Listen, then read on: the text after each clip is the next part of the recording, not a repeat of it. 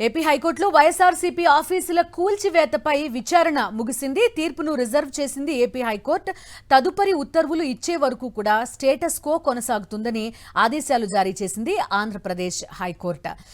ఆఫీసుల కూల్చివేతకి సంబంధించి నోటీసులు ఇస్తుండటంతో ఈ అంశంపై హైకోర్టుకు వెళ్లారు. ఆఫీసుల కూల్చివేతపై ముగిసింది విచారణ.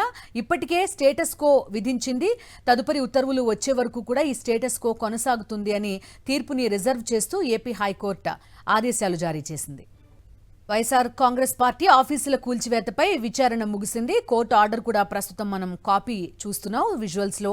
తీర్పును రిజర్వ్ చేసింది ఏపీ హైకోర్టు. తదుపరి ఉత్తర్వులు వచ్చే వరకు కూడా స్టేటస్ కో కొనసాగుతుందని ఆదేశించింది. పూర్తి డీటెయిల్స్ అందిస్తారు మా కరెస్పాండెంట్ అశోక్. చెప్పండి, చూస్తున్నాం ఆర్డర్ కాపీ కూడా మనకు కనిపిస్తోంది. కోర్టు ఏం చెప్పింది? ఈ విచారణ సందర్భంగా ఏ అంశాల్ని కోర్టు దృష్టికి తీసుకెళ్లారు?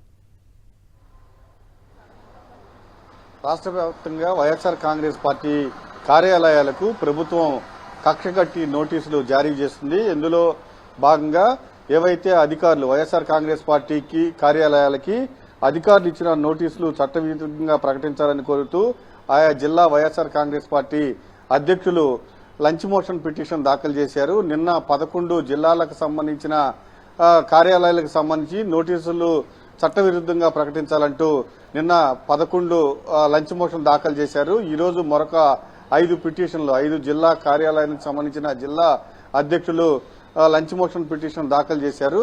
అయితే పూర్తి స్థాయిలో దీనిపైన విచారణ హైకోర్టులో జరిగింది. ఖచ్చితంగా అధికారులు సమాచారం కూడా లేకుండా నోటీసులు జారీ చేస్తున్నారు. దీనికి సంబంధించి వైఎస్ఆర్ కాంగ్రెస్ పార్టీ నిర్మాణానికి సంబంధించి ఇప్పటికే అన్ని నిబంధనల ప్రకారమే అన్ని పర్మిషన్లు తీసుకున్నాము. మరికొన్నిటికైతే పూర్తి స్థాయిలో అప్లై కూడా చేసి ఉన్నాము. ఏదైతే గత ప్రభుత్వం అంటే చంద్రబాబు హయాంలో ఏదైతే జీవో జారీ చేసిందో స్థలాలు కేటాయిస్తూ ఆ జీవో ప్రకారమే స్థలాలు కేటాయించడం జరిగింది. దాంతో పాటుగా నిబంధనల మేరకే పర్మిషన్లు తీసుకోవడం జరిగింది. పూర్తి స్థాయిలో చట్టం ప్రకారమే నడుచుకున్నాము. కానీ కావాలని ఇందులో ఇప్పుడు ప్రభుత్వం నోటీసులు జారీ చేస్తుంది. పూర్తి స్థాయిలో కక్షపూరితంగా వ్యవహరిస్తుందంటూ వాదనలు వినిపించారు. దాంతో పాటుగా ఏదైతే తాడేపల్లి వైఎస్ఆర్ కాంగ్రెస్ పార్టీ కార్యాలయానికి సంబంధించి ప్రొవిజనల్ ఆర్డర్ ఇచ్చారు, కన్ఫర్మేషన్ ఆర్డర్ ఇవ్వలేదు. కానీ ప్రొవిజనల్ ఆర్డర్ ఇచ్చినప్పుడు వెంటనే కోర్టుకు వచ్చాము. కోర్టులో మేము తదుపరి చర్యలు తీసుకోమని కోర్టుకు తెలిపారు. కానీ తర్వాత రోజు వచ్చి తెల్లవారుజామున వాటిని పడేయటం జరిగింది. కాబట్టి పూర్తిగా ఇది చట్టవిరుద్ధంగా ఈ నోటీసులు ప్రకటించాలంటూ వైఎస్ఆర్ కాంగ్రెస్ పార్టీ తరఫున న్యాయవాదులు వాదనలు వినిపించారు. దీంతో ఇరుపక్షాల వాదనలు పూర్తయ్యాయి.